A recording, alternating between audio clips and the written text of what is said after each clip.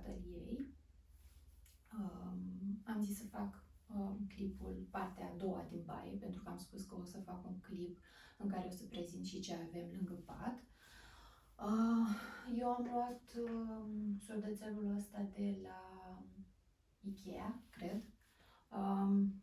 L-am luat înainte să fiu însărcinată, nu l-am luat cu rolul ăsta, dar apoi, scrollând pe Instagram, am văzut că e o modă în America să ai un astfel de soldățel în care să-ți ții lângă pat chestiile atunci când ești mămică.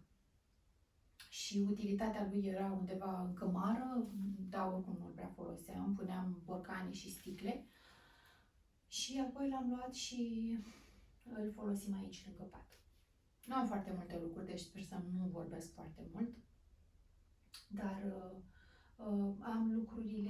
am avut mai multe lucruri în el, dar am lăsat doar lucrurile esențiale și o să prezint doar lucrurile esențiale.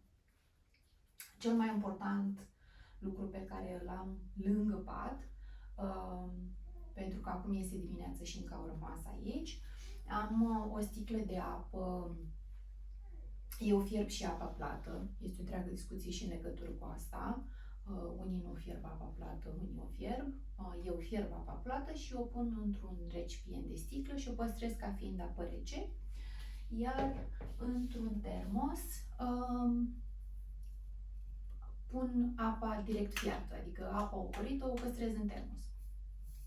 Termosul ăsta e de la Pepco, cred. A fost undeva la 25 de lei, 30 de lei maxim și îmi ține apa caldă. Dacă e doar apă caldă, cred că mi-o ține pe 4 ore, 5 ore. Iar dacă e apa opărită, o am întreaga zi, pentru că o combin cu asta rece.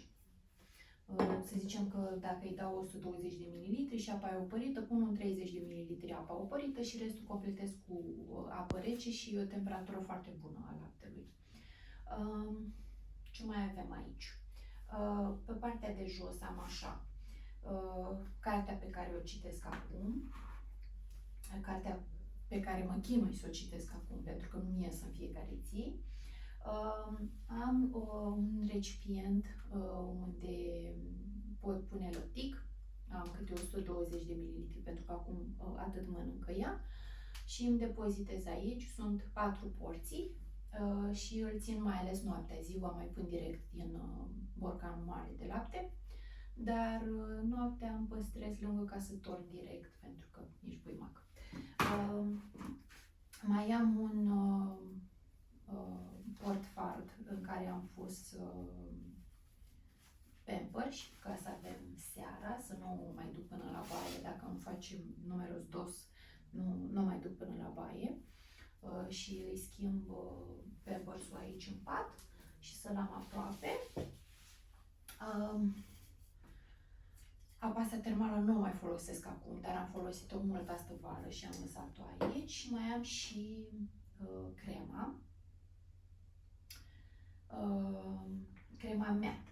Pe a ei o folosesc, cum am arătat acolo, lângă cadă, lângă chiuvetă, acolo o dau pe ea cu cremă, dar uneori seara o pun direct în pat și după ce adorme ea nu mai dau și eu cu cremă.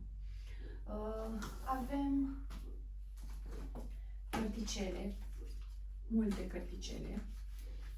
Am spus, asta îmi place momentan să interacționez, adică astfel interacționez momentan cu ea prin cărticele și avem foarte multe cărticele aici, de toate felurile. Mi s-a părut foarte interesantă și asta, o să-i mai cumpăr, e foarte interesată când mișc tigrișorul aici. O să-i mai cumpăr câteva cărți din astea, așa că stă mult mai atent atunci când le citești. Cărticelele sunt primite, sunt cumpărate, iarăși astea mi s-au părut foarte interesante. Mai am chiar și astea le-am cumpărat, sunt un set de, cred că 6 sau 7 cărticele, le am de pe Libris și sunt foarte micuțe și acum e interesată să pună și ea mâna și atunci o poate ține și ea în mânuță foarte simplu și dacă nu se plictisește din scurtele cuvinte care sunt deja în carte, știind poveștile, îi mai povestești pe lângă aceste cuvinte. și stă destul de atentă și îi place că eu las și ei în mână și poate să se uite la poze și e perfectă pentru mânuțele ei. Deci am părticele. Uneori mai îmi pun câte o mască de față ca să nu mai ies din cameră după ce noi obișnuim ca înainte să-i fac ei baia, să-mi fac eu dușul de seară și imediat după dușul meu de seară îi fac ei băița și atunci nu mai apuc să fac nimic pentru mine, dar după ce doarme ea, fiind cu ea aici, mai apuc să mai dau cu cremă, să mai pun câte o mască. Aici mai am și plasa pe care o folosesc vara ca să o pun, mă rog, o puneam pe păduțul pe care nu-l mai folosim. Mai am aici vitaminele pe care le iei pentru alăptare. Eu nu mai alăptez, dar am început să iau din nou vitaminele astea pentru că înțelesc și am zis că poate mă ajut un pic. Și cam atât. Aici mai am niște șosețele. Aici am șervețele, am și acolo șervețele umede. Pe la 4 luni, mă rog, de pe la 3 luni ea a început să bălească pentru că are a început foarte repede procesul de creștere a dinților și atunci am șervețele umede și șervețele uscate peste tot. Mă rog, am telecomandate la aerul condiționat. Am luminița asta, cred că am cumpărat-o de pe EMAG, dar am văzut că au și pe Sinsei diferite forme la prețuri super bune. Cred că am dat, nu știu, 20 ceva de lei pe asta și poți să reduci lumina. Mi-a plăcut foarte mult la început, dar, mă rog, eu urăsc să fac chestii la încărcat și rămân fără baterie de cel mai multe ori la ea, până când observă soțul meu că a rămas fără baterie și atunci o încarcă el și mi-o aduce. Da, dacă ar fi după mine, nu aș folosi-o atât de des. Deci și asta o avem aici. Asta am cumpărat-o de pe Temu. Nu știu, nici nu mai țin minte că am închis-o ultima dată. Și e pe baterii și ține foarte mult pentru că n-ai un bec micuț. O folosesc la citit seara, pentru că nu-mi place să am o lumină foarte puternică ca ea să aibă somnul în întuneric. Și da, o atașez la carte și citești, dar în același timp o las și aici, pentru că eu pe colțul ăla pun biberonul noaptea, mă trag la marginea patului, pun biberonul și văd foarte bine. Să pun și apă, văd exact câtă apă pun. Acolo este camera pentru Ava și pentru a ne spiona tati. Ce mai am aici? Am paracetamol, nu i-am administrat niciodată, sunt paracetamol supozitoare, știu că mai este și Panadol, tot paracetamol pentru bebeluși. Nu pot să dau niciun sfat în legătură cu asta, pentru că nu știu absolut nimic despre medicamentație, pentru că la noi nu a fost nevoie, din fericire, până acum. În cazul în care o să avem vreo problemă, că nu știu, o să vorbesc despre asta cu siguranță. Tot aici am un termometru cu vârf flexibil. Nu fac o obsesie din a-i lua temperatura, de asta nici nu am cântar, nu fac o obsesie din nimic în ceea ce privește creșterea ei, pentru că oricum mergem o dată pe lună la doctor și mi se pare mai mult decât suficient.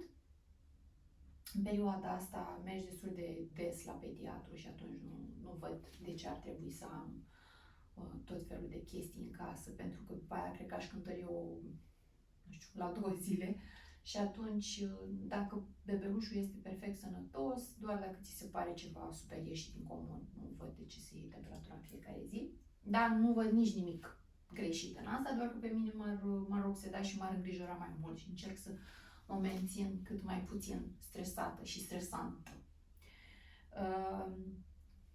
Dați în termometru aici, că, eu știu, în caz de ceva să-l avem lângă și mai avem niște cabluri, cum spuneam, folosesc să încarc chestii. Termostatul de la centrală, pentru că acum e frig, îl ținem aici în camera ei. Țin temperatura la maxim 22 de grade Știu că temperatura optimă ar fi undeva la 21, dar totuși mi se pare puțin rece. Mai ales că asta este o cameră în care are doi pereți, sunt direct în exterior. E o cameră destul de mică, se încălzește destul de repede, dar fiind doi pereți în exterior și stând la casă, uneori se poate simți, mai ales peste noapte, chiar dacă termostatul arată 22, simt că este un pic mai rece, dar nu depășim niciodată 22 de grade pentru a avea ea o bună respirație, și ea, dar și noi. Și mai am un termometru mic de cameră pe care l-am luat, cred că tot de pe Temu astă vară, unde îmi spune temperatura, dar nu pentru asta l-am luat pentru gradul de umiditate din cameră. Și la mine mereu arată happy face, asta înseamnă că e ok. Și ea este foarte ok cu mucozitatea, deci momentan nu avem nevoie de umidificator sau dezumidificator, suntem în regulă cu asta. Dacă o să sesizăm că ea începe să aibă probleme cu mucozitatea, atunci o să facem ceva în legătură cu asta. Pe lângă cele două sticle, bineînțeles, și pe lângă lăptic, mai țin 2-3 biberoane, nu știu, în funcție de câte treziri are un bebeluș pe noapte. Momentan ea se trezește o dată, pentru că se trezește de tot la 4 dimineața și atunci se trezește o singură dată undeva la ora 11-12, deci eu țin 2 biberoane, unul pentru 11-12 și unul pentru 4 dimineața și apoi ne ridicăm și ne vedem de zi. Nu cred că am uitat ceva și dacă am omis ceva, cu siguranță nu era important, că dacă nu e aici, am asta, setup-ul ăsta făcut deja de, cred că 2 luni și îl mențin așa pentru că nu am mai avut nevoie de absolut nimic. În general, până acum, din experiența mea mică, un bebeluș nu are nevoie de foarte multe lucruri, contrar așteptărilor mele personale. Are nevoie de mamă, are nevoie și de tată, mai mult mama are nevoie de tată, dar bebelușul în general are nevoie să te simți aproape, are nevoie să vorbești cu el, are nevoie să-l ridici atunci când plânge, are nevoie să fie ținut aproape și mai mult decât iubire și un pic de lapte, nu cred că mai are nevoie de altceva. Un bebeluș. Repet, un copil, un bebeluș. Da, cam asta e tot. Spațiul de joacă nu cred că este necesar să-l prezint acum, pentru că nu avem foarte multe lucruri, cum spuneam.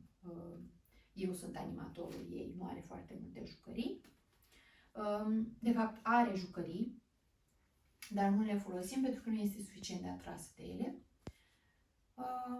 Probabil că pe viitor voi face un clip în care voi prezenta cum ne jucăm și cum interacționăm și de ce anume este interesată, eu știu, poate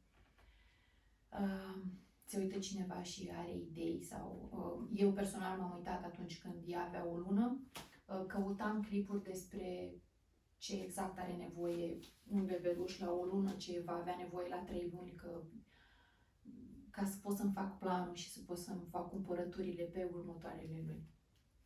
Deci ar putea să fie interesant pentru cineva. În rest, nimic altceva.